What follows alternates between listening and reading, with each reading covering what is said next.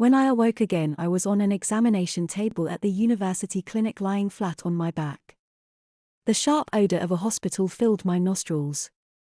Emergency room doctors and nurses surrounded me, bustling about as they tried to discover what had happened to my poor body.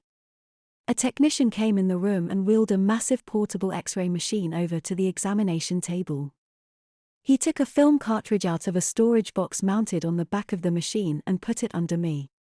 The doctors and nurses left the room temporarily while he prepared to X-ray me. Then he spun up the anode and fired the unit to take a picture. Then he put another cartridge under me and took a second shot. I remember him joking with the ER doctor, saying that I was so small that it only took 3 X-rays to get pictures of my whole body.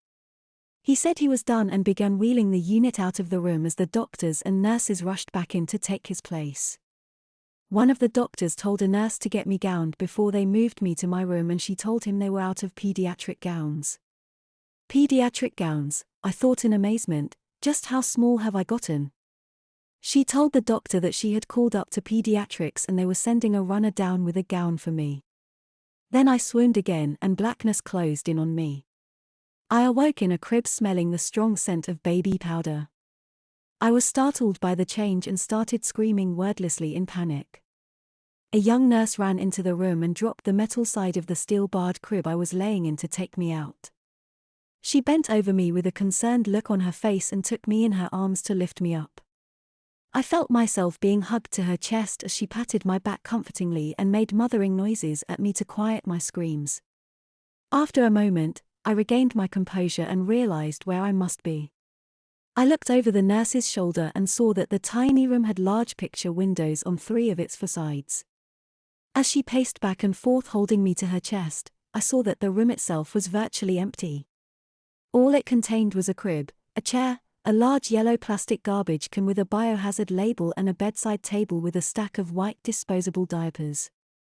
Diapers, I thought to myself when I saw them, surely those can't be for me. Then I heard a soft rustling come from my behind as the nurse patted my bottom. The plastic crinkling noise she was making could only mean one thing. I was already in diapers. I began talking rapidly, trying to explain to the nurse that I wasn't an infant. The nurse did a double take and said in shock, "You can talk."